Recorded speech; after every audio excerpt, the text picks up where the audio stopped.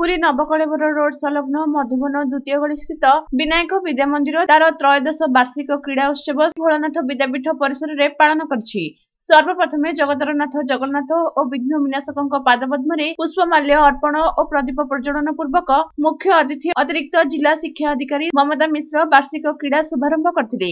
मुख्य वक्ता भाव में भोलानाथ विद्यापीठर प्रधान शिक्षक रवीन्द्रनाथ जेना और सम्मानित अतिथि भाव में शिशु समाचार संपादक सुकांत पंडा जोग देइथिले। विद्या मंदिर शिक्षयित्री मालिनी मिश्र अतिथि परिचय प्रदान करथिले। प्रधान शिक्षक मनोरंजन त्रिपाठी क्रीड़ा विवरणी पाठ करथिले। शिक्षाविद तथा सभापति रामचंद्र साहू सभापतित्व में अनुष्ठित होइतिला। धन्यवाद अर्पण करथिले शिक्षाविद लक्ष्मी प्रसाद कर।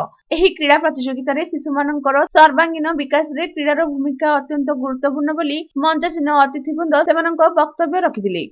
क्रीड़ा प्रतियोगिता मध्य दौड़ गणित दौड़ music chair ball throw balloon फटा शटल बॉल रेस आलू चामच दौड़ी डिया एहीपरि विभिन्न क्रीड़ा प्रतियोगिता करा जाई शिशु मानक पुरस्कार वितरण करा जायतिला। शेषरे शिशु मानकर मां मानक मध्य म्यूजिक चेयर प्रतियोगिता करा जायतिला। एही उत्सव रे विद्या मंदिर शिक्षयित्री मनोरमा बराल अनिमा मिश्र संध्याराणी त्रिपाठी चपला महापात्र देवस्मिता विश्वाल सौदामिनी साहू सस्मिता प्रधान देवजानी जेना अलिभा माझी अंजलि प्रधान और अभिभावक मानकर उपस्थिति एहाकु सरस सुंदर करथिला।